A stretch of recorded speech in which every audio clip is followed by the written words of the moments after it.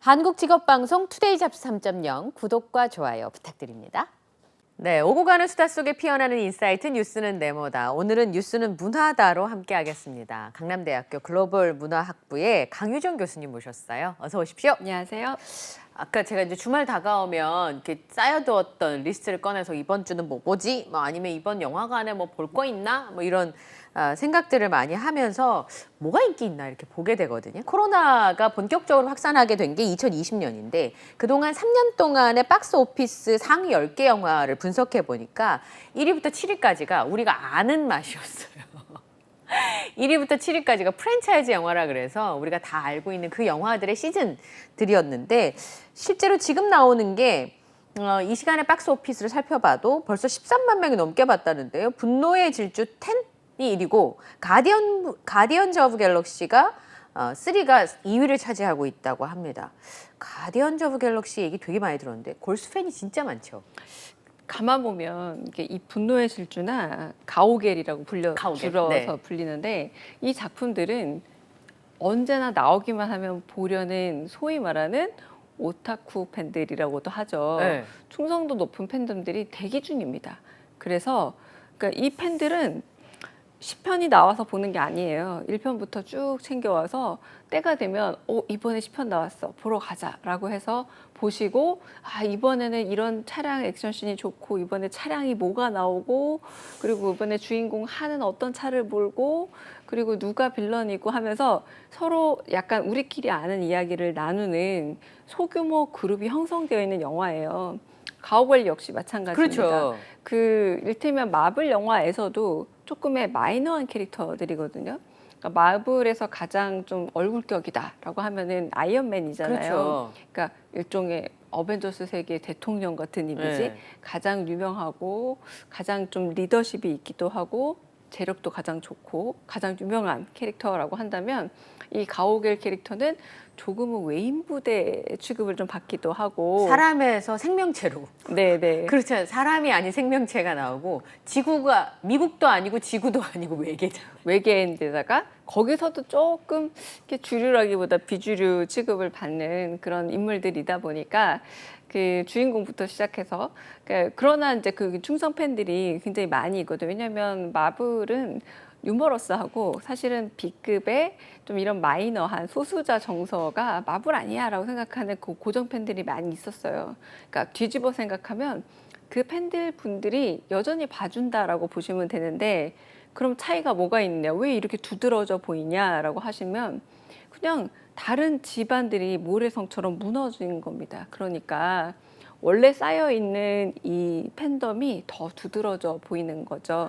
그러니까 이 영화가 올해 이례적으로 많은 관객을 모았다라기보다 늘 모으는 만큼 모으고 있는데 가령 이때쯤엔 뭐 다른 마블 영화가 또 와서 뭐 거의 500만, 600만이 간다라던가 내지는 한국 영화 개봉을 해서 1, 2월에 이미 한 1000만 관객을 동원해서 화제를 확 흡수를 했다던가 이런 것은 보이지 않고 지금 우리 영화가 좀 자리를 내준 채로 생각해 보시면 슬램덩크, 스즈메, 그 다음에 이어지고 있는 이렇게 가디언즈 오브 갤럭시처럼 우리 영화가 없는 상태로 외국 영화가 계속 좀 1위를 가져가니까 숫자로 보자면 1000만이 됐다라거나 뭐 이런 건 아닙니다. 한국 영화로 뭐 치자면 지금 가오갤이 295만 명 정도니까 뭐 어마어마하게 많은 숫자는 아니었거든요. 네. 그럼에도 불구하고 그럼 우리나라 영화 몇이냐 보면은 오늘 숫자로 보면은 8위에가 있어요. 9위에가 있고 드림 네. 같은 영화들이 그러니 이게 좀 이상한 징후로 느껴진다. 그리고 이 영화들이 훨씬 더 과거에 비해서 그 맥락상 훨씬 더 돋보이는 그런 현상이 우리에게 느껴지는 체감상 훨씬 더 돋보인다라고 말할 수 있겠습니다. 네, 사실 드림은요, 전 좀 히트를 칠 거라고 생각을 네. 했었거든요. 출연진도 어마어마한데다가 감독도, 감독님도 또 네. 천만 감독님이잖아요. 생각보다 왜 이렇게 힘이 없지 영화가 이렇게 힘을 못 받지라고 생각했는데 아까 말씀하신 것처럼 우리나라 영화가 이제 그런 상황에 있다 보니까 프랜차이즈 영화나 특히나 이제 이렇게 기본적인 팬덤이 확보되어 있는 맞아요. 영화들이 네. 힘을 발휘하는 것처럼 보이는 현상들도 있는 거네요. 맞습니다. 예. 속편이 출시되는 영화들이 나오면 예전에는요 그 뭐 원작보다 속편이 재밌는 경우는 없다. 그래서 뭐 이 나오면 다 망하는 거라고 얘기할 때도 있었는데 코로나 지나고 나니까 오히려 그런 영화들에 대한 선호도가 더 높아진 것 같아요. 그러니까 이런 거죠. 그 가령 뷔페에 가면 와 정말 돈 내고 전부 다 먹어야지 이런 생각 들지만 왠지 나올 때 되면 뭔가 정확하게 하나 먹은 것 같지 않은데 아, 뭘 먹은 거지 속안만 복잡해요. 너무 배불러 이런 느낌 들 때가 있잖아요. 그런 느낌처럼 정확한 프랜차이즈 영화는 사실상 사람들이 저 영화 보면 어떤 맛인지 아는 맛? 라고 되는 아는 맛 영화라고 보시면 됩니다.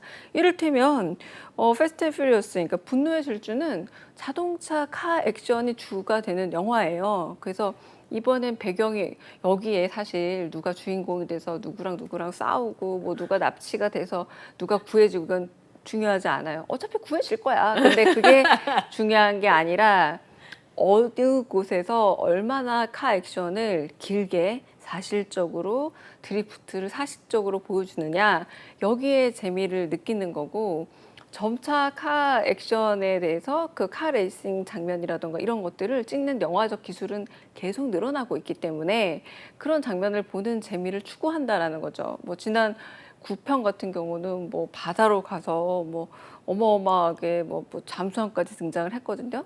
이번에도 보시다시피 뭐 원형으로 생긴 뭐 중성자탄인가 이런 게 또 등장해요. 그래서 그게 로마 시내를 굴러다니거든요. 그래서 그걸 어떻게 피하고 어떤 운전 실력으로 피하는지 이런 것들을 보는 그리고 저 운행하는 차량이 얼마나 강하게 저런 것들을 버텨내는지 이런 것들을 보는 재미가 있어서 어쩌면 이렇게 보시면 됩니다. 그 한 장면 보기 위해서 간다라고까지도 말할 수 있어요.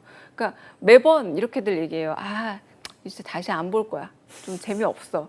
이제 1편만 못해. 폴 워커가 이 시리즈의 대표적인 얼굴이었잖아요.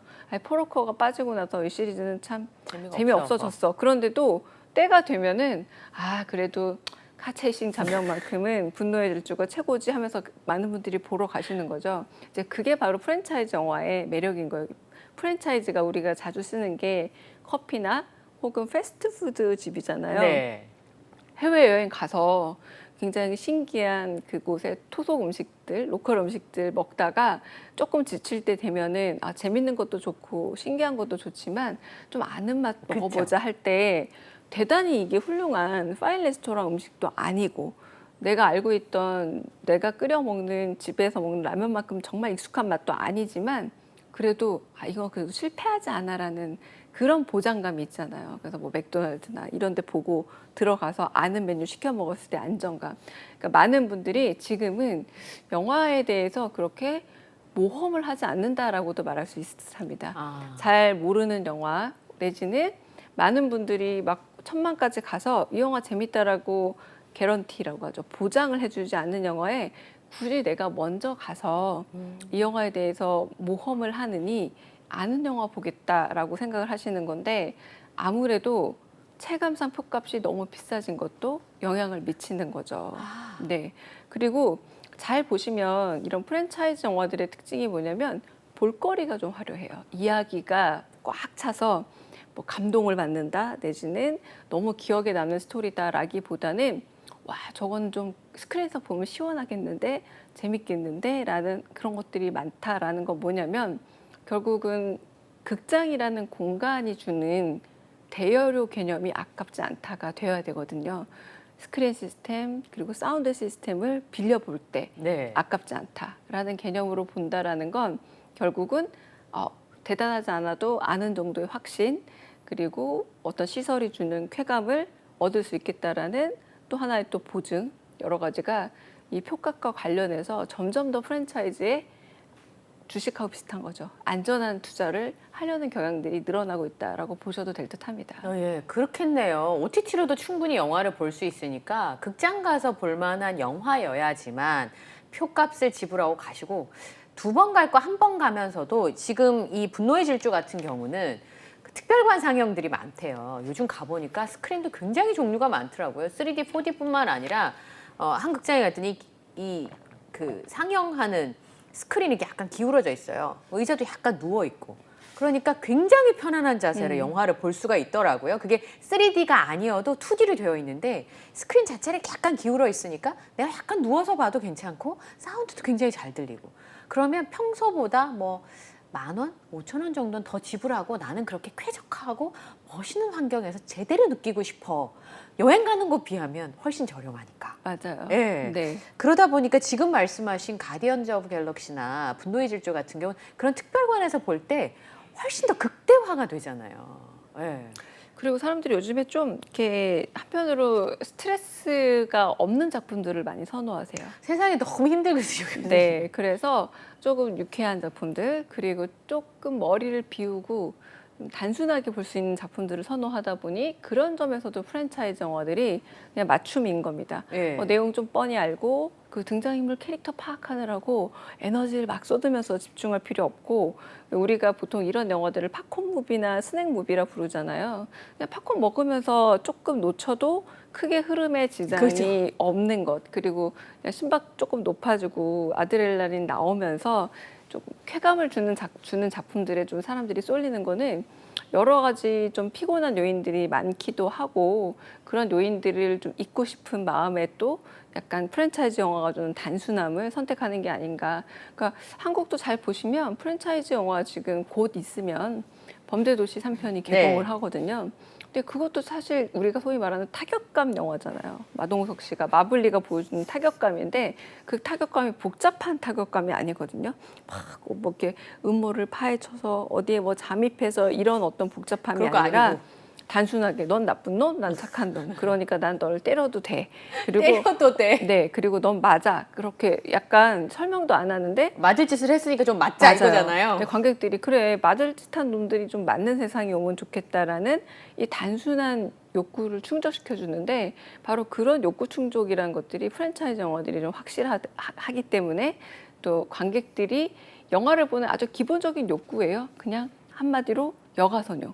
좀 기분을 전환하고 싶다. 네. 거기에도 프랜차이즈 영화가 좀 잘 맞는 게 아닌가 싶습니다. 근데 반대로요. 사실 마블 영화를 제가 정주행을 해보니까 매주 2편씩 봤는데 그 시리즈가 너무 많잖아요. 특히나 뭐 히어로물, 마블 히어로물 같은 경우에는 세계관을 이해해야 되니까 사실 안 보던 사람이 보기가 좀 그래요. 특히 그 디즈니 플러스 TV 같은 경우는 실패했다라고 최근에 아예 그 영미권 언론에서는 기사가 많이 실렸어요. 그래요? 그러니까 왜냐하면 오히려 가입자 수가 느는 게 아니라 가입자 수가 많이 빠졌다고 합니다. 그게 아시아권에서만 그런 게 아니라, 그러니까 이런 세계관을 이해 못하는 아시아 내에서만 그런 줄 알았어요. 처음에는. 네. 전 세계적으로 이 가입자 수가 오히려 빠지고 있는 겁니다. 그러니까 방금 말한 것과 비슷한 원리일 거예요. 사람들은 세계관을 계속 확장하고 이야기를 복잡하게 만들고 캐릭터를 복합적으로 만들고 관계를 다양하게 만들어서 점점 더 많은 수용도를 그리면서 팬덤을 더 끼어들어서 이거 모르는 사람들은 더 공부하게 만들어서 더 많이 풍성하게 만들면 좋아할 줄 알았어요. 그런데 되려 또 머리 아파서 못 보겠어. 그리고 이제는 이걸 따라가는데 지쳐버렸어라고 생각하는 분들이 되려 이 세계관을 빠져나와 버리는 겁니다. 나 그냥 그 세계관에서 안 살래라고 망명해 버리는 거죠. 그러니까 디즈니 플러스 안녕하고 떠나버린 사태가 너무 많이 발생을 해버려서 지금 전면 수정 계획을 세워버렸어요. 그래서 만들고 있는 실사 드라마들도 이를테면 우리나라에서 했던 카지노 같은 것도 네. 한 편 한 편 개봉하면서 약간의 뜸을 뒀잖아요. 이것도 실패한 전략이었던 것 같다라고 해서 앞으로는 좀 전략을 수정한다고 하고요. 그래서 지금 굉장히 야심차게 OTT 시장에서조차도 대단히 큰 위협으로 봤었지만 지금은 좀 전전긍긍하고 있는 현재입니다. 예, 그 이제 차근차근 개봉하는 게 좋을 수도 있지만 그 단서 또 잊어버릴 수도 있으니까 앞에 거를. 그렇죠. 그리고 예. 그 사이에 너무 많은 콘텐츠들이 쏟아져 나오니까 이게 아무리 재밌다고 하더라도 차라리 그럴 바에는 다 끝나고 몰아서 볼래라고 하시는 분들이 더 많아져 버린 거죠. 그러게 말입니다. 그런데 실제로 이런 경향이 드라마에서도 나타나는데 전 한편으로는 좀 반갑기는 해요. 외국의 미국 드라마의 경우에는 시즌으로 막 7개, 8개씩 그리고 뭐 20년씩 하는 드라마도 있는데 우리나라는 그런 경우 별로 없었잖아요. 낭만 닥터 김사부가 지금 시즌 3가 방송이 되고 있는데 10%가 넘는 시청률을 기록하고 있습니다. 그런데 사실은 이 드라마를 저도 굉장히 좋아하는 이유는 한석규 씨 때문이에요. 맞아요. 네, 그분이 없으면 다른 멋있는 남녀 주연이 있다 하더라도 이걸 봐야 할 이유가 있나? 그러니까 이런 한국형 드라마 게다가 프랜차이즈화가 되려면 이 메인 캐릭터 하나가 강하게 있어야 하고 이 캐릭터가 매력이 있어야 되는 거죠. 근데 한석규라는 배우도 매력이 있지만 이 김사부라는 캐릭터도 맞아요. 매우 매력이 있기 때문에 이 두 가지만 있으면 김사부가 있고 한석규가 그걸 제대로 해낸다면 사실상 다른 조연들이 바뀐다고 하더라도 이 세계관이 잘 무너지지 않는 겁니다. 그래서 그걸 매우 영리하게 활용하고 있는 드라마가 바로 이 낭만 닥터 김사부이고요. 그 잘 생각해 보시면 지금은 굉장히 뭐 미국 드라마계 그리고 서사 시장의 큰 손이 되었지만 그레이 아나토미라고 네. 부르는 그 작품 역시도 시즌이 어마어마하게 커졌단 말이에요. 그 왜 커졌냐면 병원이라는 데가 워낙에 인간의 희노애락이 이렇게 쌓일 수밖에 없는 공간이잖아요. 누구나 한 번쯤 아프기도 하고 거기선 사람이 태어나기도 하지만 사람이 세상을 떠나기도 하고 가족이 오기도 하고 개인이 오기도 하고 드라마가 무궁무진한데 중요한 건 매력 있는 그 이야기를 끌고 갈 캐릭터가 있어야 된다라는 거고 거기서 또 그레이라는 여성 의사 캐릭터를 하나 만들어 놨더니 그 말 그대로 그 린다 쇼엠스라는 그 제작자가 끝까지 끌고 와서 뭐 16, 17까지 갔어요. 그 주요 캐릭터들이 다 사라지고 나서도 그 시리즈가 건재했거든요. 근데 이 낭만 닥터 김사부가 저는 시즌 3가 됐을 때 정말 매우 놀랐던 게 시즌 2까지 갔을 때만 하더라도 와, 또 한국형의 이런 이야기로 2까지 갔구나 싶었는데 드디어 3가 나왔고 만약에 이게 의학 시리즈이기 때문에 전례를 보자면 정말로 이 이야기가 기대하건대 아주 뭐 두 자리 숫자까지도 충분히 갈 수 있는 드라마가 되지 않을까라는 생각이 들기도 합니다. 저런 선생님 있었으면 좋겠다 하면서 봤었어요. 맞아요. 그러니까 굉장히 심플해요. 무조건 살린다. 뭐 다른 건 다 모르겠고 나는 사람을 살리고 나서 보겠다라고 하는 이 김사부를 보는 우리들의 마음이 아 저런 사람이 세상에 존재하면 좋겠다라는 마음이 있고 그리고 이제 시즌 3를 보면서 제가 놀랬던 게 제가 다 보진 않았지만 이런 대목이 나오더라고요. 그 위대한 히어로처럼 보였던 김사부도 고민하는 지점이 있는 거죠. 그러니까 인간적인 고뇌를 보여주면서 신의 정지에 이른 사람이 아니라 보통의 사람인데 우리가 항상 겪어야 되는 결정의 순간, 선택의 순간들을 그도 고민하고 나도 고민하는 거죠. 그래서 뭐 예를 들면 이 극단적인 선택을 하는 사람에게 장기 이식을 하는 거 과연 가능한 것인가? 이런 뭐라 그럴까요? 누구나 한 번쯤 겪을 수 있고 실제적으로 실체적 고민을 하는 일들에 대해서 그 주인공이 함께 고민해주고 나름대로의 결론을 내리는데 그게 고개를 끄덕여지는 그게 아마 병원이어서 또 가능한 게 아닌가 싶기도 해요. 그러니까요. 그러니까 네. 이 병원 얘기니까 사실은 정말로 길게 갈 수 있는 네. 이야기이고 한석규 씨의 캐릭터도 여기서도 어쩌면 그 방금 말씀드렸던 그레이 아나토미 같은 경우는 로맨스로 시작하다 보니까 좀 애매한 부분이 있었거든요. 로맨스가 끝까지 할 수는 없잖아요. 그런데 이 낭만답터 김사부잖아요. 네. 이 선생님의 입장이 된 그래서 언제나 우리에겐 스승이 필요하기 때문에 스승의 입장에서 누군가를 가르치고 그리고 그거는 아무리 그들이 나중에 전문의가 됐다고 해도 스승이 필요한 부분이 있다 보니까 충분히 계속해서 이야기가 나올 수 있겠다. 한국형 프랜차이즈 그리고 하얀 거탑 같은 게 보여주는 그런 약간 치열한 권력 싸움의 문제로부터 조금 자유롭게 네. 훨씬 더 따뜻한 이야기라서 이게 더 한국 사람들이 원하는 이야기 아닐까 싶기도 합니다. 네. 자, 범죄도시 3가 개봉을 합니다. 31일 날. 범죄도시 2가 영화도 잘 됐지만 시기도 굉장히 좋았었어요. 구시였던 손석구 씨가 범죄도시 2에 이미 다 촬영이 끝난 상황이어서 또 이제 그런 행운을 안기도 했었는데 마동석 배우는 그대로 출연을 하지만 이야기는 우리가 알고 있는 그 전편과 비슷하지 않을까. 뭐 빌런이 바뀌긴 했습니다만 기대도 네. 있고 우려도 있는 것 같아요. 계속해서 빌런이 바뀐다고 하고 이번엔 처음으로 조금은 좀 지적인 범죄를 저지른다라고 하기도 하더라고요. 그래서 어떻게 묘사가 될지 좀 궁금하기도 하고 드디어 이제 그 동네를 벗어나서 이제 광수대로 갔잖아요. 이제 아마 활약을 좀 넓히기 위해서 간 듯한데 이게 8편까지 계획이 돼 있다고 하잖아요. 네. 이번에 성공을 해야 사실 8편까지 가는 겁니다. 아무리 계획이 돼 있다 하더라도. 그래서 한국형 프랜차이즈 영화의 분수령이 되지 않을까 싶은데 네. 한국형 프랜차이즈 영화 가령 조선 명탐정 시리즈라던가 네. 그리고 권상우 씨 나왔던 탐정 시리즈가 있긴 한데 요게 3편 넘어서 4편까지 간 경우는 거의 드물어요. 자, 그래서 마동석 씨 마블리의 힘이 어디까지일지 이게 마치 어벤져스처럼 매년 5월 개봉을 지금 하고 있거든요.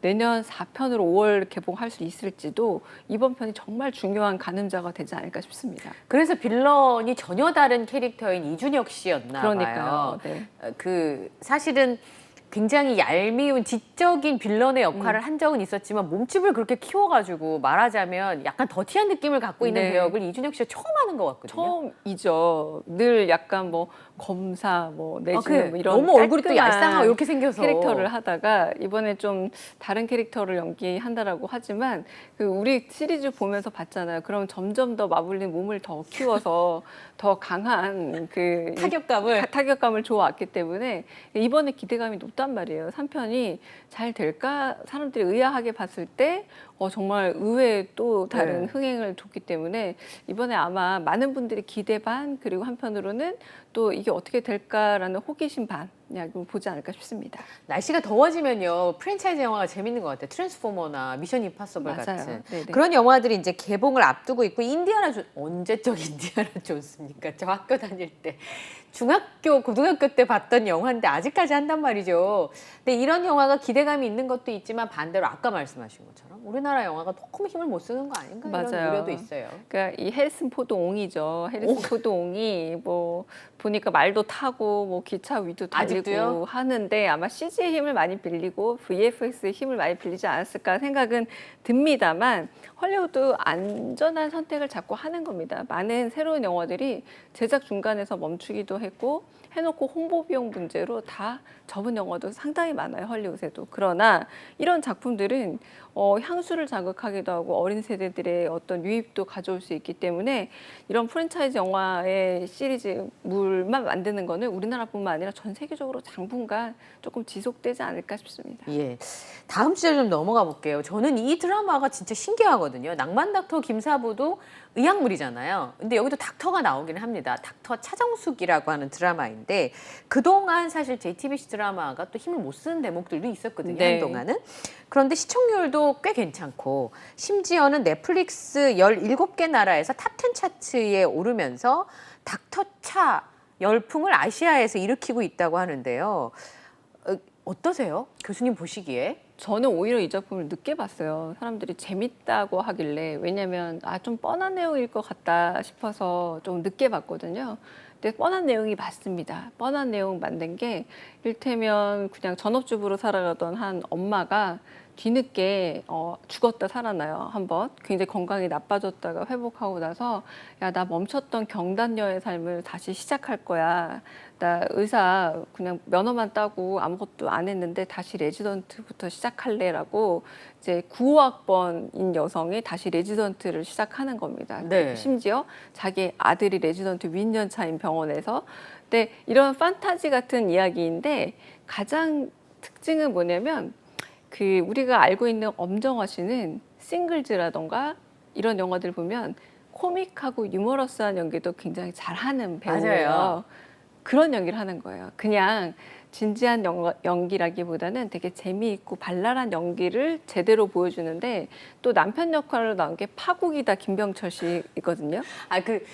치명남 그쵸 여러 여자를 울리는 네, 여러 여자를 울리는데 우리가 보통 그런 남성 캐릭터로 떠올렸던 죄송합니다만 뭐 아주 미남자의 따가운 것 캐릭터라거나 같은. 뭐 이렇게 뭐 일테면 뭐 공유 현빈 뭐 이런 캐릭터가 아니라 매우 현실적인 남편임에도 불구하고 현실적인 불륜남이에요. 제가 네, 봤을 이게 때. 현실적인 불륜남으로 나오면서 그 중간중간 약간 너무 클리셰다. 저 장면은 좀 힘들겠다 싶은 장면들도 연기력으로 웃겨주고 그러니까 가령 뭐 아줌마 꽃바지 같은 것들 일바지 입고 노래 부르는 장면 이런 것들은 웃길 수 있지만 자칫하면 되게 민망한 상황이 되잖아요. 근데 그런 부분들을 연기력으로 잘 소화를 해내면서 이런 부분에서 사람들이 지금 원하는 거는 평범한 사람이 두 번째 인생을 사는 이야기를 일단 보고 싶은 듯해요. 그러니까 한 맞아요. 번의 기회를 얻고 싶어하는 것도 보고 싶어하지만 두 번째는 톤앤 매너에서 심각하지 않고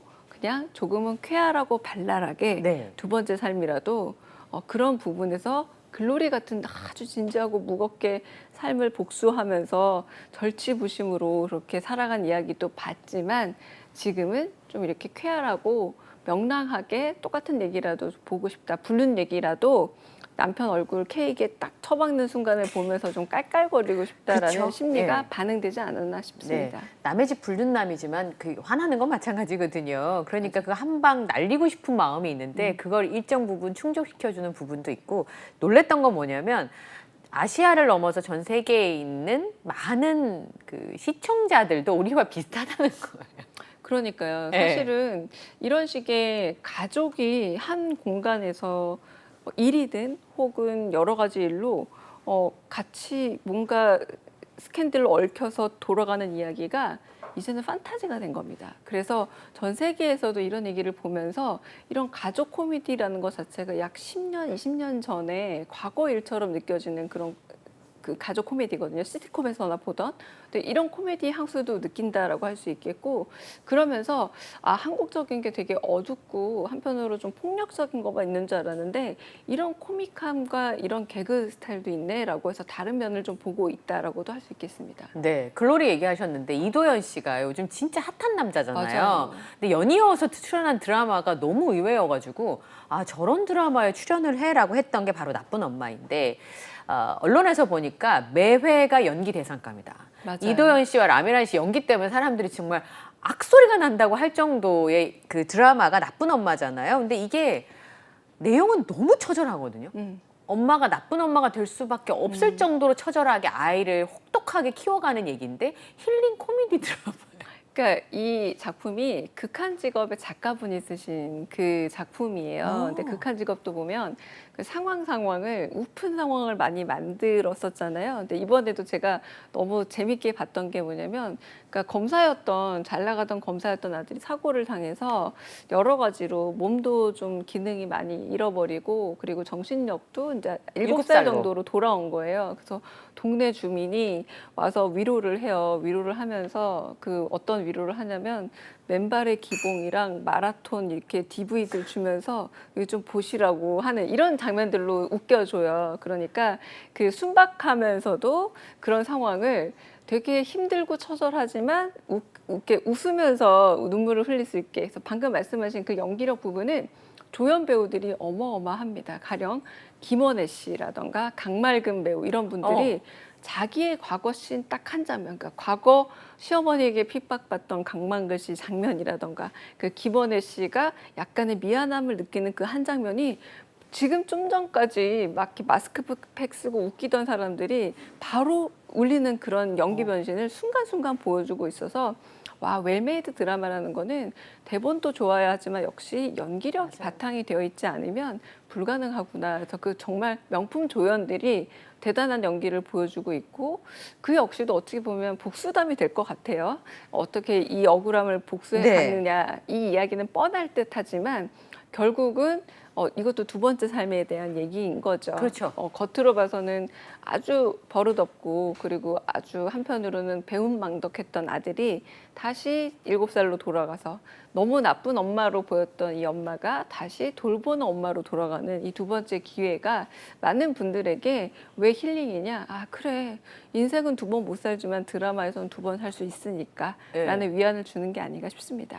그렇긴 한데요. 예전에 그 가시고기라는 소설이 인기가 있었을 때 IMF가 진짜 힘들었을 네. 때였거든요. 그러니까 너무 어렵고 또 다른 그 컨텐츠가 부진할 때 약간의 심파의 느낌이긴 한데 여기 나쁜 엄마의 라미란 씨도 지금 암 판정 받았잖아요. 이제 시한부란 말이죠. 그래서 이제 본인이 아들을 더 혹독하게 가르쳐야 돼서 아이가 장례를 치르는 방법까지 엄마가 미리 가르쳐야 되니 진짜 눈물 콧물 짜는 이런 내용이잖아요. 맞아요. 그러니까 이게 한쪽 컨텐츠가 약간 부진하고 새로운 게 없을 때 우리가 익숙한 맛 아까 얘기하셨던 거 특히 엄마는 헐리우드에 없는 정서잖아요. 대한민국 맞습니다. 친정 엄마에 네, 대한 네. 그 뜨거운 거는 그런 거 아니냐는 비판도 있긴 해요. 넷플릭스에서 마더를 찍어보면요. 마더. 어떤 영화들이 나오냐면 엄마가 딱 총 들고 딸을 지킵니다. 이번에도 새로운 시리즈 하나 나왔거든요.